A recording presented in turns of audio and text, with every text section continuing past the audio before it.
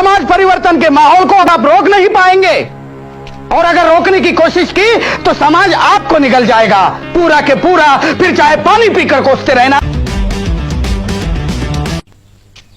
सन 1873 दलित आंदोलन का एक महत्वपूर्ण वर्ष है।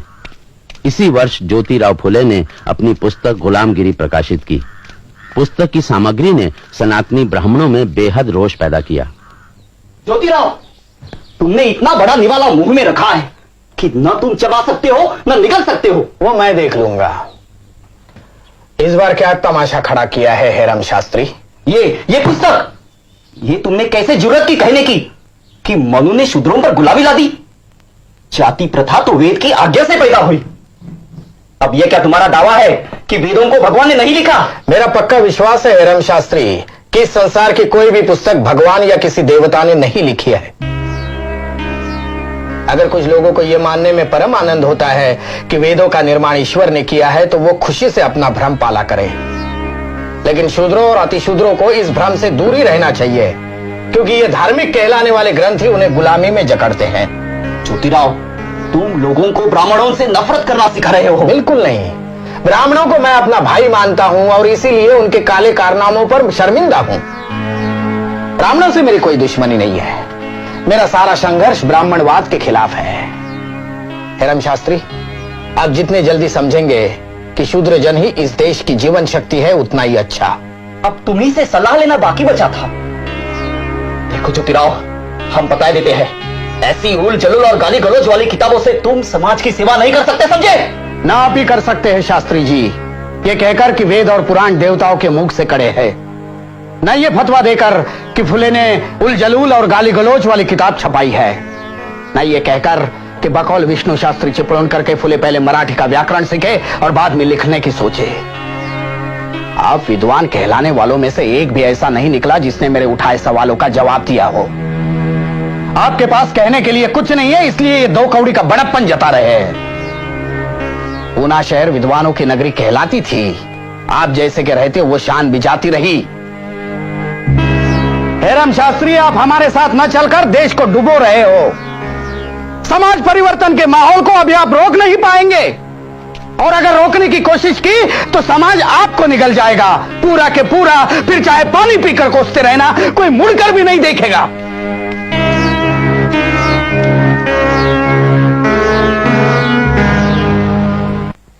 गुलामगिरी पुस्तक की सफलता से उत्साहित होकर ज्योतिबा फुले ने सन 1873 में सत्यशोधक समाज की नींव डाली। मित्रों, आप सब लोग जानते ही है कि राजा राम मोहन राय के ब्राह्मण समाज और अपने यहाँ के प्रार्थना समाज, इन दोनों संस्थाओं को बहुत विद्वान लोगों ने जन्म दिया है। उनका ध्यान ऊंची जाति के सुधार पर लगा हुआ है। वहां 101 बातूनी सुधारवादी जमा हो गए हैं। वर्ण व्यवस्था का असली रूप समझने में, उसे खत्म करने में उनकी कोई दिलचस्पी नहीं है। हालांकि कुछ ऐसे भी लोग हैं जो उन्हें आसमान पर चढ़ा हुआ मानते हैं। तू मेरी तारीफ कर, मैं तेरी वाला मामला दिखाई पड़ता है, जैसे कि परस्पर प्रशंसा क्लब हो। तात्या साहब, जरा मुद्दा स्पष्ट करें। हाँ, जरूर जरूर। आप श्रीयुत महादेव गोविंद रानड़े को जानते होंगे, एक प्रसिद्ध सुधारवादी है। मेरी उनसे एक बार बातचीत हुई। राव साहब, मैं आपके दूसरे विवाह के सिलसिले में अभिनंदन करने आने वाला था, लेकिन मन नहीं हुआ। अब महाराष्ट्र के सुधारवादियों के नेता है। अगर उद्दंडता माने तो क्षमा करें, लेकिन मेरी समझ में यह बात नहीं आई कि जब आपकी उम्र का पुरुष 11 साल के कन्या के साथ विवाह करता है तो सुधार का काम आगे कैसे बढ़ता है?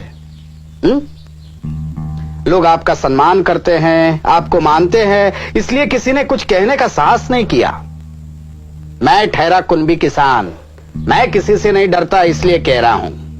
तात्या साहब, आप शायद नहीं जानते, मेरे पिता ने आग्रह किया, इसलिए मुझे विवाह करना पड़ा। हाँ, इसमें कोई शक नहीं कि मेरी पत्नी मुझसे काफी छोटी है। राव साहब, आपका यह विवाह ना आपकी हैसियत से मेल खाता है, ना आपके सामाजिक विचारों से। जब आप ही जैसे सुधारक जो कहते हैं वही नहीं करते, तब आंदोलन 10 साल पिछड़ जाता है। मेरे विचारों में ये उचित नहीं है। मैंने ये आपको 2 साल पहले की घटना सुनाई। इससे मिलती जुलती घटना अभी हाल ही की है। एक श्रीयुत विष्णु शास्त्री पंडित को छोड़ दे तो इन ऊंची जात वाले सुधारवादियों में एक भी ऐसा नहीं है जिसकी कहनी और करनी एक समान हो। यही राव साहेब रानड़े की बहन जब विधवा हुई तब जानते हैं उन्होंने क्या किया? तात्या साहब, मैं आपके तर्क समझता हूं, मगर सच्चाई तो यह है कि हर आदमी इस विवाह के विरुद्ध है। आप तो जानते ही हैं कि पुणे शहर में लोग मुझे धर्मद्रोही कहते हैं। अपनी बहन का केश वपन मैंने होने नहीं दिया। इस पर ब्राह्मण मंडली भी मुझ पर खार खाए बैठी है। इस हालत में अगर मैं उसका पुनर्विवाह करा दूं तो समझ लीजिए कि ब्राह्मण मंडली छत्ते से छूटी मधुमक्खियों की तरह मुझे डसना शुरू कर देगी। और इससे आप खौफ खा गए और अपनी बहन की जिंदगी बर्बाद करने को तैयार है। राव साहब, आप उसे मजबूर कर रहे हैं कि वो जीवन का सर्वोत्तम समय घर की अंधेरी कोठरी में स्तोत्र भजन का अनंत पारायण करते हुए गवा दे। बेहद अकेलेपन से जूझते जूझते एक दिन खत्म हो जाए। राव साहब, अगर आप यही करने पर आमादा है तो मैं कहूंगा आपसे बड़ा पाखंडी कोई नहीं है। आपकी सिर्फ जीभ चलती है, पांव नहीं। आप लोग राव साहब और राव बहादुर की उपाधियां पाने के लोभी हैं। समाज के नेता कहलाकर हार पहनने की लालसा रखते हैं आप। झूठ मूठ के नए सुधरे हुए आधुनिक विचार के कहलाना चाहते हैं आप। राव साहब, क्या आपकी आत्मा को ब्राह्मणी कट्टरता और कर्मकांड चाटकर साफ कर चुके हैं?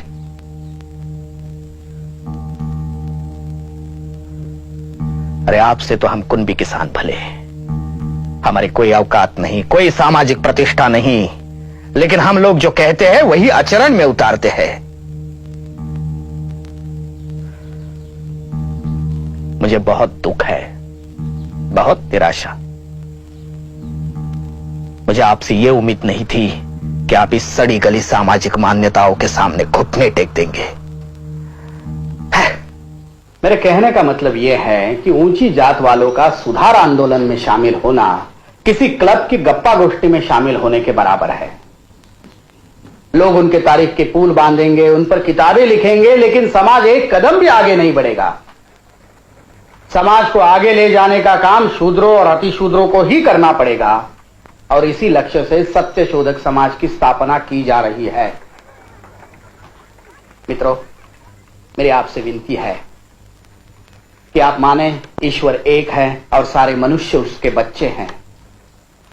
मेरे आपसे प्रार्थना है कि आप अपने और ईश्वर के बीच में किसी को बिचवाई न माने। हमें पंडों पुरोहितों की गरज नहीं है। वो जन्म, विवाह, मरण आदि के नाम पर हमें ठगते हैं। उन्हें हमेशा के लिए हटा दीजिए। एक दिन ऐसा आएगा जब इतिहासकार कहेंगे कि सत्य शोधक समाज भारत की पहली संस्था थी जिन्होंने सही अर्थों में सुधार किए। मित्रों, मेरी आपसे प्रार्थना है कि आप सत्य शोधक समाज के सदस्य बने। आप मुझे कार्यकर्ता दीजिए जो गांव देहातों में जाकर वर्ण व्यवस्था के प्रति संघर्ष करें। अगर वो गा सकते हैं तो और भी अच्छा है। वो डब पर गाना गाए और हमारा संदेश पहुंचाएं।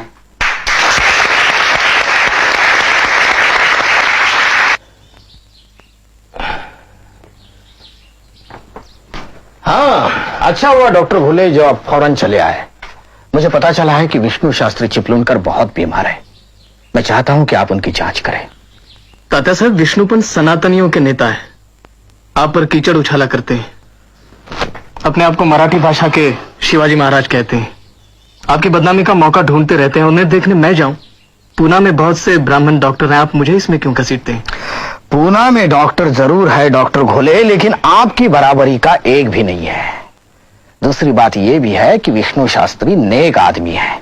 उनकी देशभक्ति की सराहना करनी होगी। वे जीप चलाने वाले सुधारवादियों में से नहीं हैं। उनके विचार और आचार में फर्क नहीं रहा है। ऐसे सनातनियों का विरोध तो करना ही होगा, लेकिन उनसे नफरत नहीं करनी चाहिए। जाति तौर पर गुस्सा भी नहीं होना चाहिए। अब जाकर उन्हें दिखाइए। ठीक है। आइए डॉक्टर साहब, आइए। विष्णु शास्त्री के पेट में आग मची हुई है। वैद्य ने दवा दी मगर कोई असर नहीं हुआ। दर्द में तड़प रहे हैं, चीख चीख पड़ते हैं। आइए।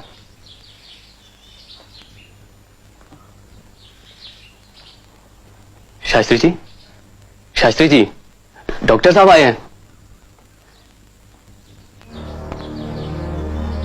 यही कुंभी डॉक्टर मिला पूरे पूना शहर में? अरे मरना तो मुझे है ही, कम से कम शूद्र की छुई दवा खाकर तो न मरने दो।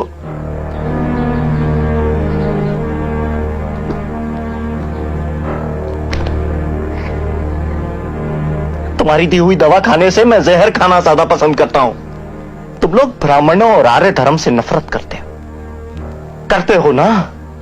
अरे तुमसे तो पादरी भला, तुम्हारी खोपड़ियों में ईसाईपन घुस गया है। जाओ जाओ डॉक्टर निकलो, मैं तुम्हारी सूरत नहीं देखना चाहता। जाओ। ब्राह्मण द्रोही डॉक्टर से मुझे इलाज नहीं कराना। जाओ।